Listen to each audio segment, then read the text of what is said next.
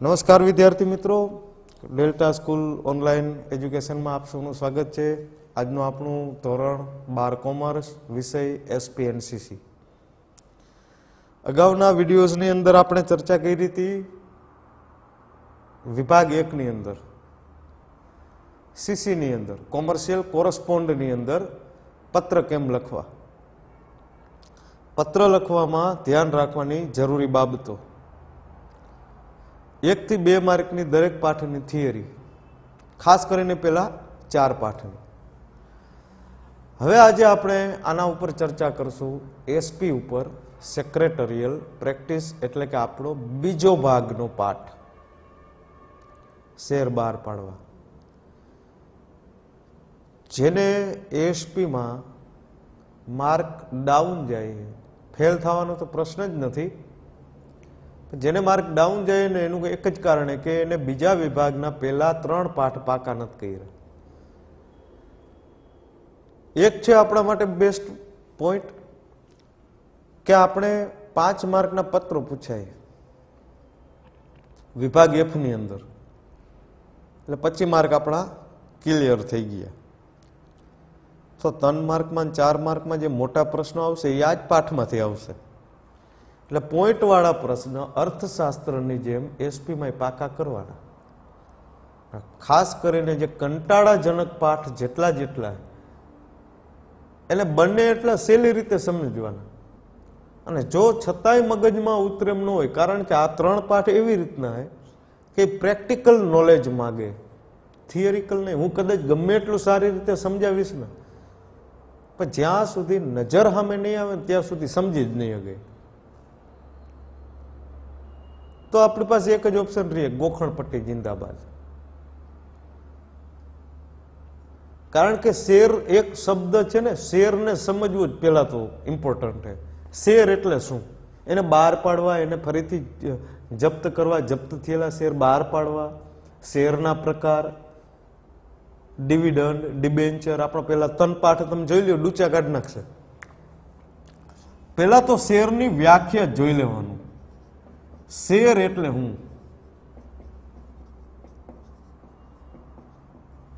પેલાથી કે કંપનીએ નાના નાના સરખા ભાગમાં મંગાવેલી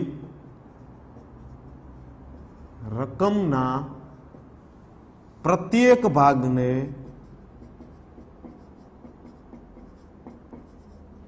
શેર કહે છે. આ સિમ્પલ લેંગ્વેજની અંદર મેં કીધું. બાકી શેરની વ્યાખ્યા પાઠ્યપુસ્તકમાં છે, એવું નથી. પણ એના શબ્દો અને આ શબ્દો બધા નોખા છે. સૌથી મહત્વની બાબત છે ને, મગજમાં ફિટ થવાની વાત છે. અને એક વખત મગજમાં ફિટ થઈ જાય ને પછી કદાચ કોઈને 10 વર્ષ પછી પૂછો ને કે ભાઈ શેર એટલે શું, એટલે એ ધડ કરતો જવાબ આપી દે. કારણ કે મગજની લાઈફ ટાઈમ મેમરીની અંદર સેટ થઈ ગઈ હોય. બાકી ગોખેલું તો તમને પરીક્ષા સુધી જ મદદ કરશે. પછી શું, હું પરીક્ષા આપ્યા પછી આપણે ભણવાનું જ નથી, 12મું પતી જાય પછી ભણશું જ નહીં, કોલેજમાં જશું, માસ્ટર. તો લાઈફ ટાઈમ યાદ રહી એવું કંઈક કરવું જોઈએ ને. તો ઇઝીલી પેલા તો કોઈ કોન્સેપ્ટને, કોઈ પણ પાઠને આપણે પાઠ પોતે જ કહીએ. જો પેલા પ્રસ્તાવના આપે, ધીમે ધીમે તમને પાઠમાં અંદર લઈ જાય. પ્રસ્તાવનાનું કામ શું, પાઠની શરૂઆત, પાઠનો એન્ડ બે તમે જોઈ લો. પેલા તમને પાઠમાં ધીમે ધીમે અંદર એન્ટ્રી કરાવે, પછી પાઠમાં શું મહત્વનું હોય ને એની ડિટેલ કાઢે, જેને આપણે અર્થ કહીએ, કોઈ વ્યાખ્યા કહીએ, બરાબર ને. પછી પાઠ ચાલુ થાય અને છેલ્લે પાછો ઉપસંહાર રહેશે કે આ પાઠમાં તમે શું શીખ્યા છે. દરેક પાઠમાં જોઈ લ્યો. તો આપણે પેલા તો આ શેર બહાર પાડવાનું નામ હે પાઠનું, તો શેર એટલે હું એની ખબર હોવી જોઈએ ને. આખે આખો પાઠ વચાઈ જાય, ખબર કાંઈ પડે નહીં. આખો પાઠ વચાઈ જાય પછી કોઈ પૂછે કે શેર એટલે શું, બોલ ભાઈ, ન ખબર હોય. એવું બહુ આપણે સમજવું હોય. શેર એટલે કંપનીની એક ઉછીની મૂડી છે જે પ્રત્યેક નાના નાના હિસ્સામાં વેચાયેલી છે. આપણે એમ થાય કે તો શેર બહાર પાડવાની જરૂર શું પડે? જો કંપની જ શેર બહાર પાડે, એક વસ્તુ નોટ કરજો, કંપની શેર બહાર પાડે આટલું મગજમાં ઘુસાડી જ દો કે કોઈને કંપની સ્થાપ્યું એટલે એને શેર બહાર પાડવા ફરજિયાત. જો શેર નો બહાર પાડે ને તો કંપની ચાલુ જ ન થાય. કારણ કે કંપની ચાલુ કરવાની કોઈ રેકડી કે દુકાન નહીં કે 2-5 લાખ રૂપિયાથી થઈ જશે, છે ને, કરોડો અબજો રૂપિયાની હોય. હવે એટલા લાઈવ રૂપિયા તો હોય ને એની પાસે, સરકાર એને લોન નો આપે, સગા સંબંધીઓ પાસેથી એટલા રૂપિયા નો નીકળે, તો શું કરવું પડે? પબ્લિક પાસેથી માગો. તો પબ્લિક એમને થોડી આપી દે, તો આપણે નીકળી જાય, હાલો ભાઈ ચિઠ્ઠી પકડાઈ બધે 100 રૂપિયા, 10 રૂપિયા.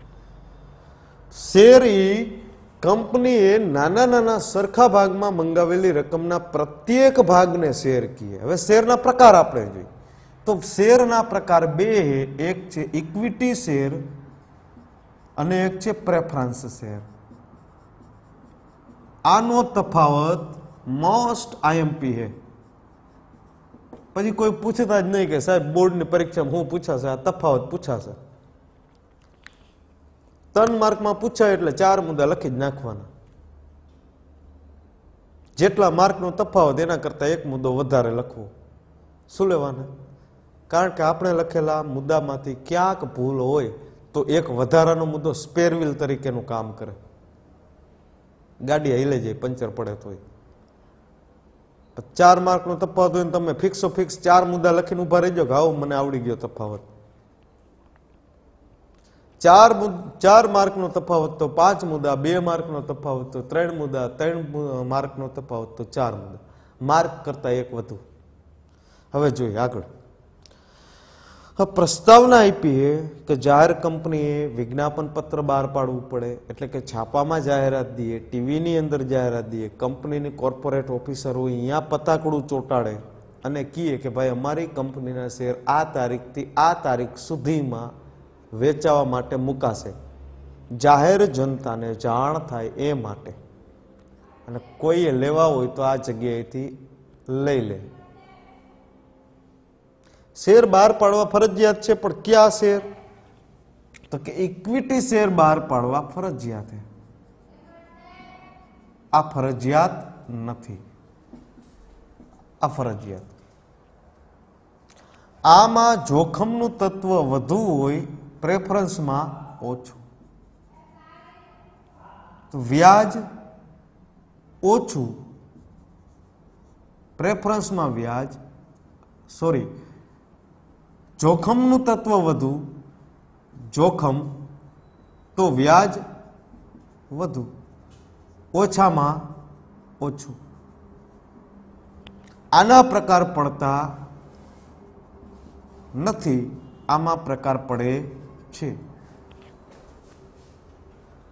આનો દરેક શેરની કિંમત એવરેજ 100 રૂપિયા છે, તો આની કિંમત 10 રૂપિયા છે.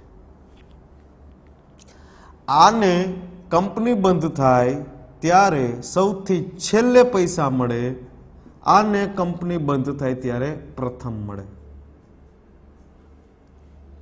બરાબર. ઇક્વિટી શેરનું બીજું નામ છે સામાન્ય શેર, જ્યારે પ્રેફરન્સ શેરનું ગુજરાતીમાં નામ છે પસંદગીના શેર. લ્યો, આપણો આ ઇઝી તફાવત 7 મુદ્દાનો થઈ ગયો. ઇક્વિટી અને પ્રેફરન્સ, 100 રૂપિયાનો શેર બહાર પાડવો ફરજિયાત, જોખમનું તત્વ જાજુ, પૈસા મળે છેલ્લે, પ્રકાર આમાં કોઈ પડે નહીં, પ્રેફરન્સમાં પડે છે ને. ઉપર છેલ્લી આ માહિતી. કારણ કે પાઠને સમજવા માટે આ વસ્તુ શીખવી જરૂરી છે, નહીતર પાઠ હાઈલો જ જશે. કારણ કે પાઠની લંબાઈ જ એટલી છે. તમે જોઈ લો, એમને 2-3 વાર પાઠ વાંચો ને ત્યાં સુધી કાંઈ સમજાય નહીં. ચામાં એમ કે જાહેર કંપની વિજ્ઞાપન પત્ર દ્વારા દરખાસ્ત કરી જાહેર જનતાને શેર ખરીદવા માટે આમંત્રણ આપે કે ભાઈ આ તારીખથી આ તારીખ સુધી આ જગ્યાએ આટલા વાગ્યાથી અમારા શેર વેચવા માટે મૂકી છે, તમારે લેવા હોય તો લેજો. ઓકે.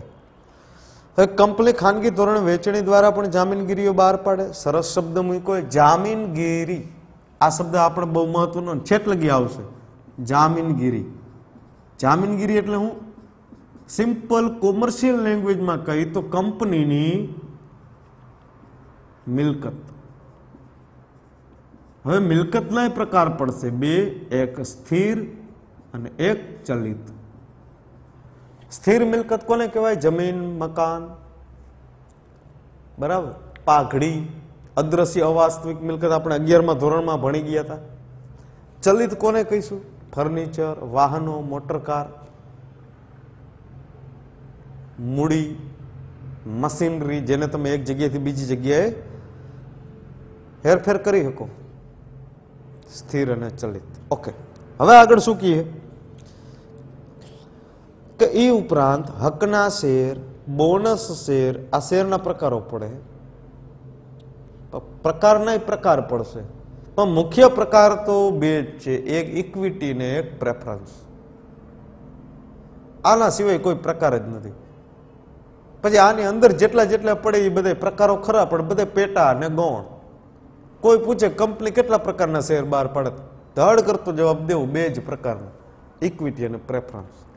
પછી ઇક્વિટીના તો કોઈ પ્રકાર પડતા નથી, પણ આના પ્રકાર પડશે. કેટલા? 4, 2 ને 8. Cumulative, non cumulative, redeemable, irredeemable, participating, non participating, cumulative, non cumulative. 4, 4, 2, 8. આ પ્રકાર હું બોલ્યો ની પ્રેફરન્સ ના હે.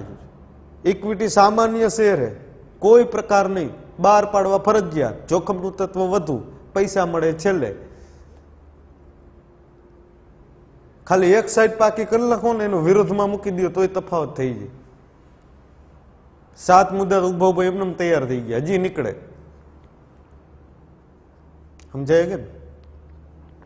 આગળ હવે અહીંયા એમ કે હકના શેર અને બોનસ શેર, એની ચર્ચા આપણે કરશું. બધા 2-2 માર્કના પોઈન્ટ છે, જોઈ. હવે કે ભારતમાં શેર અને અન્ય જામીનગીરીઓના જાહેર ભરણા માટે સિક્યોરિટીઝ કોન્ટ્રાક્ટ રેગ્યુલેશન એક્ટ ક્યારે બન્યો? અહીંયા અંડરલાઈન મારજો. 1956માં. કંપનીનો કાયદો 2013માં નવો. હવે securities and exchange board of India, security and exchange, SEBI, SEBI. જો 3 કાયદા બનશે, પાઠનો એન્ડ તમે જોશો ને 3 ફૂલ ફોર્મ આપણે પાકા કરવા પડશે. 3 ફૂલ ફોર્મ કયા? એક ફેરા, એક ફેમા અને એક સેબી. કોઈ કંપનીએ શેર વેચવા હોય ને તો પેલા તો સેબીમાં જવું જ પડે. આ સેબી શું હોય? SEBI, SEBI, securities exchange board of India. અને બીજું આવશે ફેરા, FERA, ફેરા. અને એક આવશે FEMA, foreign exchange regulating act, foreign exchange management act. અને એક આ સેબી, ફેરા, ફેમા. અગાઉ આપણે એકાઉન્ટની ચર્ચા કરી હતી. ક્યાં? ડીમેટ. યાદ આવ્યું? ડીમેટ એકાઉન્ટ કોઈને પણ જામીનગીરીની, શેરની, ડિબેન્ચરની આપલે કરવી હોય, ખરીદી વેચાણ કરવું હોય તો એને ડીમેટ ખાતું ખોલાવવું ફરજિયાત છે. જો આગળ આમાં હું કહીએ, હવે એમ કહીએ કે securities and exchange board of India act 1992. અહીંયા અંડરલાઈન ખેંચ નાખજો. 3 વર્ષ આવી ગયા, 1956, 2013 અને અહીંયા આપ્યું 1992. રેડી? હવે જે જે નિયમ એમાં ફેરફાર થાય વખતો વખત બદલે દરેક નિયમનું પાલન કરવું ફરજિયાત છે. કોણ પાલન કરશે? કંપની. કોણ કરાવશે? સેબી. રેડી? હવે એમ કે જાહેર ભરણા દ્વારા જાહેર કંપનીની વાત કરી. જો કંપનીના પ્રકાર પડે, શેરના પડ્યા ને, કંપનીના પ્રકાર પડશે. ક્યાં? જાહેર કંપની, ખાનગી કંપની, પ્રાઇવેટ. પ્રાઇવેટની અંદર એ પ્રકાર આપણે જોઈએ ને, કંપનીના નામની પાછળ જો આવા નામ લખતું છે. Pvt LTD, Pvt LTD private limited. પછી ખાલી પીવીટી છે પ્રાઇવેટ, લિમિટેડ નહીં હોય, ખાલી પીવીટી છે. કા આવું ગુજરાતીમાં લખ્યું છે પ્રાલી. અને ક્યારેક તમે જોશો ને કાઉન્સમાં આઈ કરેલો છે, પછી એલટીડી છે, પ્રાઇવેટ લિમિટેડ. તો અહીંયા કાઉન્સમાં આઈ કર્યો હોય ને સમજી લેવાનું કે ઇન્ડિયામાં આવેલી છે, પણ મૂળ ઇન્ડિયાની નથી. જેમ કે આપણે ફોર વ્હીલરની બ્રાન્ડ ફોર્ડ, હ્યુન્ડાઈ, હોન્ડા, આ બધુંના ડોક્યુમેન્ટ તમે જોશો ને એટલે તમને કાઉન્સમાં આઈ કરેલું હોય છે. આપણે નવનીતની જે જૂના પાઠ્ય પુસ્તકો છે એ તમે નવનીતની જે જૂની બુકો છે એના પ્રકાશનનું જે પેજ હોય ને, પેલું પેજ એમાં તમે જોશો ને એટલે એમાં નવનીત પ્રાઇવેટ ઇન્ડિયા લિમિટેડ એવું લખેલું હશે, કાઉન્સમાં ઇન્ડિયા લખેલું. એટલે આના ઉપરથી ખબર પડે કે કંપનીનો પ્રકાર કયો હોય. ખાનગી હે, જાહેર હે, નિગમ હે, છે ને, કોર્પોરેશન. જોઈ જાહેર ભરણાથી હકના ભરણા, બોનસ શેર, ખાનગી ધોરણે શેર વેચણી દ્વારા શેર મૂડી ઊભી કરે. અને શેર વેચાય તો કંપની માટે ફાયદો, કારણ કે એટલા પૈસા આવે અને કંપનીને જેટલા જોતા હોય એટલા શેર વેચાઈ જાય એટલે કંપની ચાલુ થઈ જાય.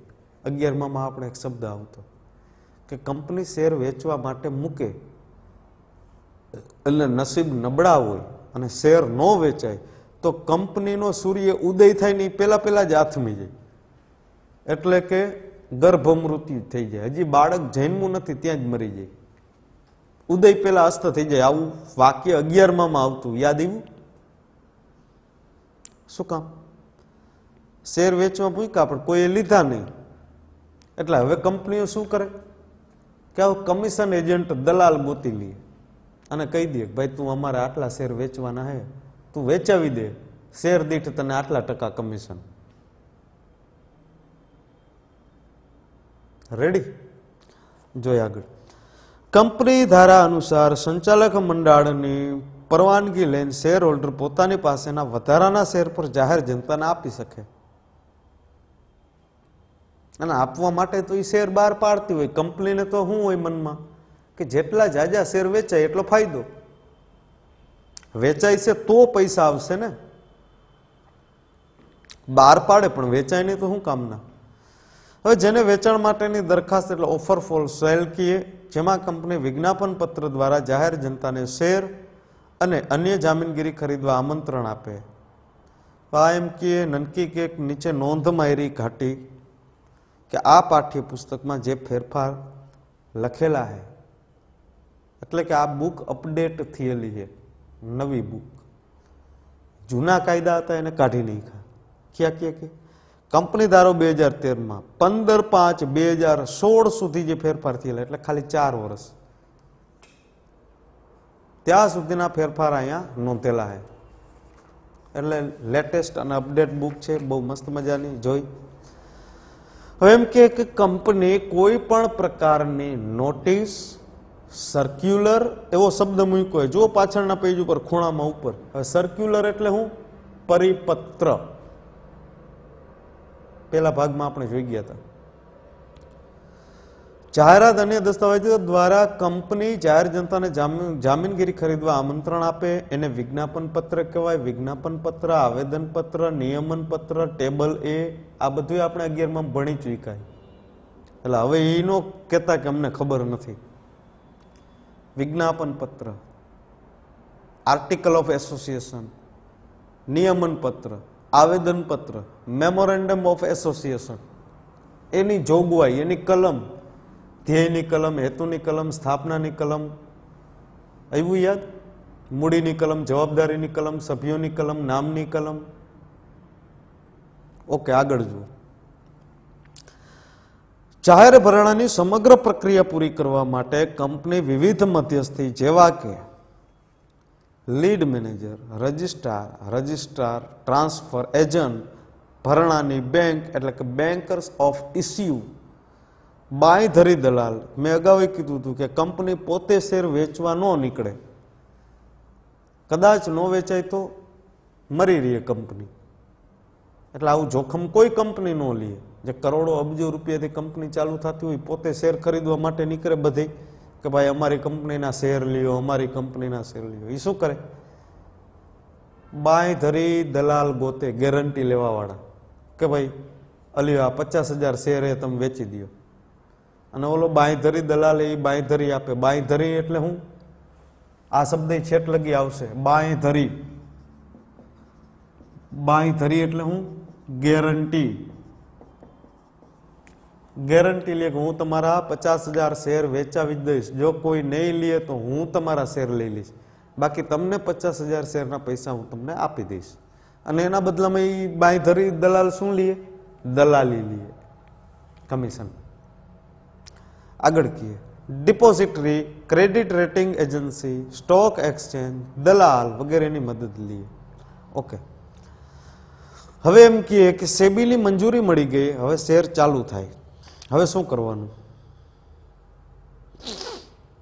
ભરણું ભરવાનું ચાલુ કરવાનું. પૈસા તો આવવા જોઈએ ને. એટલે એની વિધિને 2 ભાગમાં વહેંચી. આને કહેવાય સમગ્ર શેર ભરણાની વિધિ. કદાચ અહીંયાથી મોટો પ્રશ્ન પેલો નીકળશે. શેર ભરણાની વિધિ. 3 પાઠમાં આપણે વિધિ શીખવાની છે. શેર બહાર પાડવાની વિધિ, શેર જપ્તીની વિધિ, શેર હપ્તાની વિધિ, વળી ડિબેન્ચરની વિધિ, ડિવિડન્ડની વિધિ, ઇક્વિટી શેર બહાર પાડવાની, પ્રેફરન્સની, નોટિસની, આ તે વિધિ જ આવવાની છે. અને વિધિવાળા પ્રશ્નની અંદર આપણે કીધું હતું કે 13 પોઈન્ટના પ્રશ્નો નીકળશે. શું? 13, 15, 9 તો એવરેજ છે. નાનામાં નાનો પ્રશ્ન 9 પોઈન્ટનો હશે. 13, 15 સંચાલક વાળા પાઠની અંદર તમે જોશો 15 પોઈન્ટ સુધી જાય. આ 15 પોઈન્ટ ક્યારે યાદ રાખશું? એટલે વિધિવાળા પ્રશ્નને મેં તમને કીધું હતું શીખવાનું બધું. યાદ કેટલા પોઈન્ટ રાખવાના? શરૂઆતના 5. ત્યારે હું બોલ્યો હતો શું લેવાના 5 જ પોઈન્ટ યાદ રાખવાના. આખો પ્રશ્ન શું કામ નહીં? આખો પ્રશ્ન અત્યાર સુધીમાં પૂછાયેલો હોય એવો મને એક પણ પેપર બતાવો કે વિધિનો પ્રશ્ન આખો પૂછ્યો હોય કે ખાલી પોઈન્ટ પૂછ્યા હોય. નહીં મળે. શું કામ? એસપીનો એક ફાયદો એ જ છે ને કે તમારો 5 માર્કમાં તો પત્ર હોય એટલે થિયરી તો આવવાની નથી. 4 માર્કમાં થિયરી આવે તો 4 માર્કમાં 15 પોઈન્ટનો પ્રશ્ન ન પૂછી ગઈ, કારણ કે ગુણ ઓછા થઈ ગયા, પ્રશ્ન મોટો થઈ ગયો. એટલે 4 ગુણના માર્કમાં એ શું કરે? પ્રથમ 4 તબક્કા જણાવો, પ્રથમ 4 વિધિ જણાવો. તો 4 વિધિ 1 લખો, 1 એક્સ્ટ્રા લખો, 5. મેં તફાવતમાં કીધું હતું એ જ રીતે. બરાબર? એટલે 5 તબક્કા આપણે પાકા કરવાના. કોઈ બી વિધિનો પ્રશ્ન હોય, જો 2 વિધિના પ્રશ્ન હશે નહીં છે, કયા વિભાગમાં હશે? વિભાગ ડી ની અંદર 110%. એસપીના બોર્ડના જૂના પત્ર જોઈ લેવાની, જૂના પેપર છેલ્લા 5-10 વર્ષના જ્યાં તમને મજા આવે ત્યાં સુધીના ચેક કરી લેવાની છૂટ. વિભાગ ડી, વિભાગ ઈ, આ 2 થી વિધિના 2 થી 3 પ્રશ્ન હશે ને હશે. આગળ જોઈએ શેર અરજીની વિધિ. બહુ મસ્ત મુદ્દો હોય. 4 પોઈન્ટ છે આમાં શેર અરજી માટે. પહેલો જ આમાંથી મુદ્દો નીકળશે, શેર અરજી કેવી રીતના કરવી.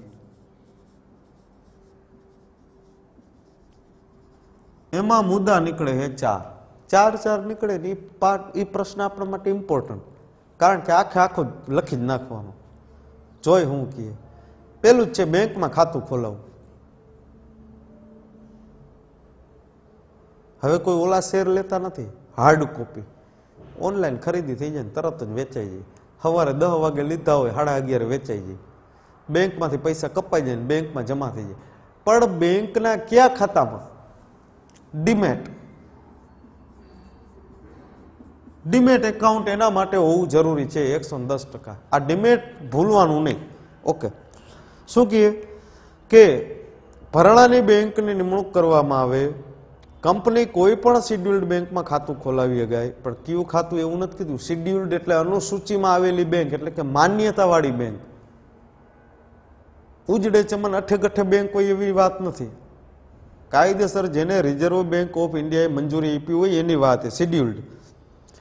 હવે શેર મૂડીનું સંચાલન કરવા માટે ખાસ ખાતું ખોલાવવું પડે. આ ખાતાને એસ્ક્રો બેંક ખાતું કહે. ડીમેટની પહેલા શબ્દ આવી ગયો એસ્ક્રો. આની ચર્ચા એક જ પાઠમાં છે, પછી નથી. પછી ડીમેટ એવા રાખશે એસ્ક્રો. હજી એસ્ક્રો આવ્યો ને, હજી આગળ એક શબ્દ આવશે આસબા. બરાબર, બહુ મોટો પોઈન્ટ છે. સેબીની માર્ગદર્શિકા હું કે એસ્ક્રો એકાઉન્ટ શું है, ડીમેટ શું है, આસબા શું है, એની ચર્ચા કરીશું. ઓકે.